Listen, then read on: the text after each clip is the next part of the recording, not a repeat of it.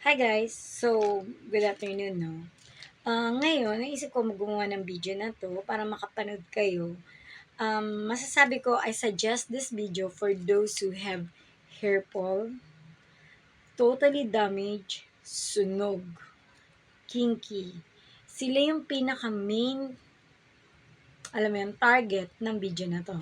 You know why guys? Kasi alam naman natin na if you have a dry hair, nag-hair fall to.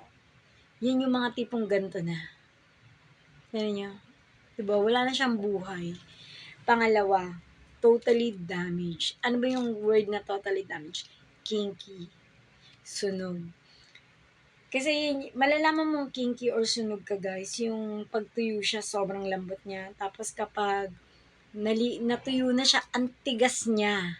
Yun na yung kinky, totally damaged, or sunog. So, minsan nag-iisip ka, lahat gusto mo na ilagay sa hair mo. Guys, hindi natin magagamot ang hair ng one at a time. So, naisip ko mag-demo ako nito para may idea kayo kung ano ba yung best for your hair. Tested and proven ko na to siya, guys. Itong Bremod Top Smooth na to. Kahit wala tong suplex or surplus. Okay? Super Plus. Ano ba yung Super Plus? Which is, ito yun. Parang suplex ng Bremon. Pero ito, product to siya ng Sunbright. Okay? Hindi to binubuhos na halos gusto mong ubusin na sa anit mo. Okay?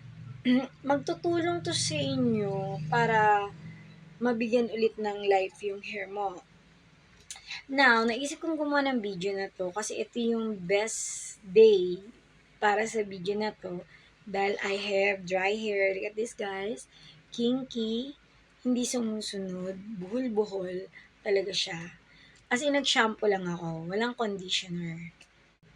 So, nag-shampoo lang ako. Kasi guys, alam na pag lagi tayo nag-shampoo, mawawash off yung color natin. Kasi kukulay ko lang light beige, ash blonde ng Ashley using 9%. At nag-bleach din ako at the same time ng Bremod Premium. At ito nga ang end up ng hair ko, which is, alam naman natin, nakaka-total damage ang bleaching. Pero as long na kaya mong i-handle or alaga ng hair mo, mag-work ito. So, after ko, maliligo muna ako. Kasi for sure, parang feeling ko mas the best kung nakaligo ako. At pangalawa, ang gagawin natin sa hair ko, i-apply na natin to. Ipapakita ko kung paano siya i-mix. Okay? So, watch and learn, guys. Hi, guys. So, before ako maligo, naisip ko muna na ipakita sa inyo ano yung best way na gagawin natin. Okay? So, the best, suklay muna natin. Tanggalin ang bulbuhol. Sa ilatsa ng hair ko, guys, mahihirapan ako talaga nito mag-shampoo. Kaya the best is magsuklay. At ang gagamitin ay ang malalaking tooth comb, okay? Kasi alam nyo guys, makakatulong to para hindi masira yung hair natin. Nagtataka kayo, may mga nagpapariban na nakikinky ang hair nila. Paano gamit nila ay yung super pino pero hindi mo na nila sinuklayan ng maigi yung hair. So, yun yung nangyayari. Mahalin natin yung hair natin, okay? Not to the point na ilalagay natin lahat ng pwedeng ilagay. So, alam nyo ang best na magpapashine ng hair, suklayin everyday ng 100 times. Yun naman talaga yung kasabihan ng unang panahon. So, paano guys? Maliligo mo na kayo and I'll be right back, okay? At ang gagamitin ko nga para ngayon na shampoo ay ang The Bio-Keratin Straight and Silky. So, watch and wait mo ako guys. Watch the video till the end. So guys, meron ako dito suklay na pang color at saka lagayan. At ang ating Super Plus at ang ating Bremond. Okay guys, so kung wala kang Super Plus, kahit gamitin mo yung Superplex, okay? Pwede na yon, good na yon. Okay guys. So, eto na, open ko na siya. Open ko yung ating Superplex. Hi guys, so super sealed talaga to siya. So, magpapatak lang ako ng mga 2 ml lang nito dito sa lagayan ng aking hair. 2 ml. Tatansyahin ko na lang siya. Patak lang naman. Mga 2 ml.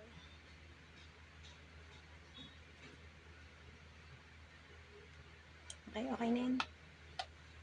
So, okay lang. Hindi natin kailangan ubusin to para lang maging okay yung hair mo. Okay?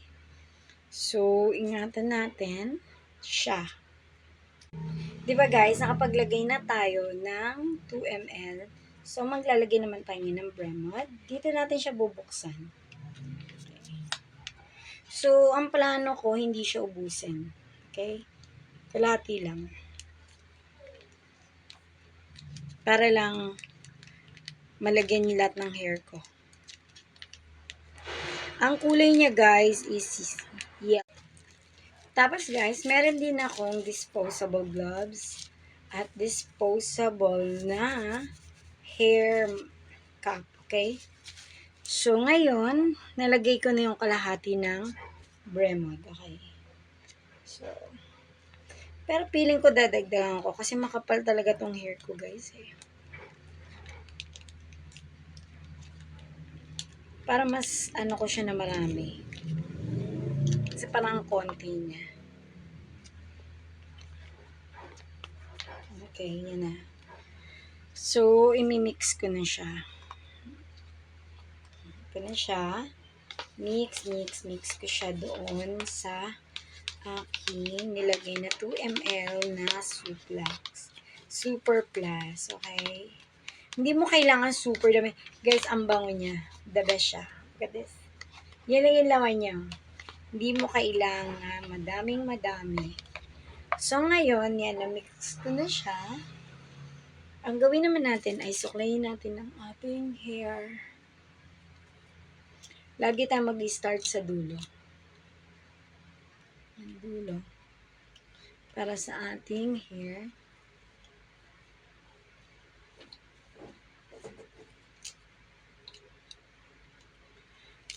Hindi ako guys naglagay ng cape kasi maliligo din naman ako.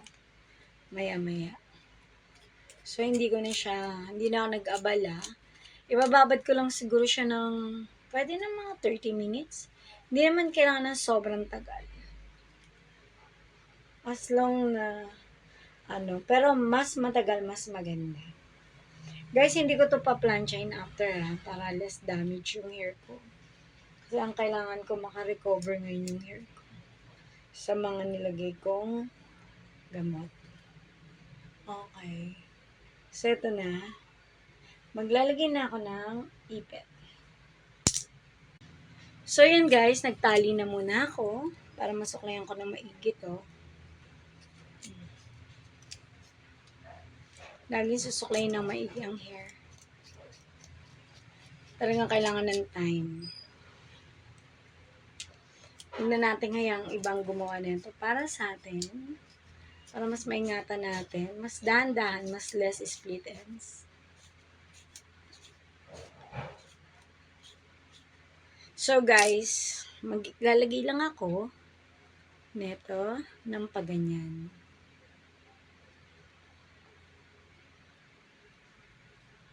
Tapos yung the rest, apply ko na lang ng walang video. Basta alam niyo na kung paano mag-apply.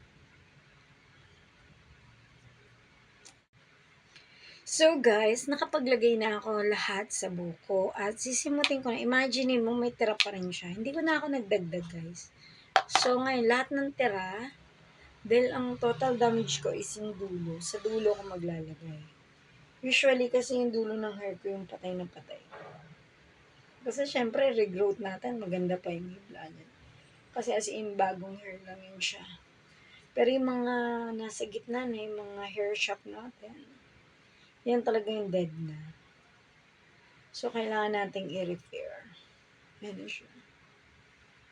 So, hindi ko siya lalagyan ng shower cap, guys, kasi unang-una, dry na nga yung hair ko. So, hindi niya need na maluto pa. Dahil hindi naman ako magde-detoxic ng hair scalp ko. So, ang nag-decide na lang ako na i-open air ko lang siya. Ibababad ko siya ng mga 30 minutes. Okay? Guys, mabango siya, hindi ka magsisisi. Mabango, tapos alam mong maganda siya sa hair. Hindi siya yung tipo ng nakaka-damage hair. So guys, ang paggamit talaga ng suplex, may ano yan, may ratio yan, okay? So, huwag nating parang kung gumamit tayo iwagas. Okay? Parang hindi rin siya mabisa pag sobra rin eh. At least mapipil natin may konting ano lang siya. Touch. Yan. Guys, so, ang dami kong lagas na hair. Dahil nga sobrang dry na ng hair ko. Kaya nag-end up na talaga ako mag-decide na mag-hair treatment. Which is matatawag mo talaga tong Bremod na to. Is hair treatment. Hindi ko siya nire-recommend na gawin mo siyang conditioner, okay? Kasi, hindi mo makikita yung differences or yung kaya niyang gawin sa hair mo para i-revive niya yung mga dead hair mo. So, mamaya, I'll show you na lang guys kung ano itsura ng aking hair after kong maligo at patutuyun ko siya sa electric pan dahil wala akong plancha, wala akong blower, at wala akong balak ngayon mag-plancha dahil ang hair ko ay patay. So, this is the purpose why I put hair mask on my hair. Actually guys, ang Bremod na to, hair mask to. Totally best. Para sa akin, the best siya. Kasi tested and proven ko na siya. At inuulit ko siya ngayon. So, all I can say is, the best siya. So, watch niyo yung video ko till the end. And then, I'll show you ano yung looks niya. Okay? Salamat! Hi guys! So, eto na yung hair ko. Napatuyo ko na siya. Gamit ng electric pan. Wala akong blower. Wala akong plancha. At ito yung effect ng hair mask ng Bremod. So, masasabi ko, hindi ko to siya nilagyan ng conditioner. As in, yung pure hair mask lang to. Tapos, hindi ko siya pinlansya. So, sa nakikita nyo, ito yung natural outcome niya. For me, napakaganda niya. So, I hope nakatulong ang video na to. At, if you continue using it, siguro makakatulong to mas maging okay. So, thank you for watching my video.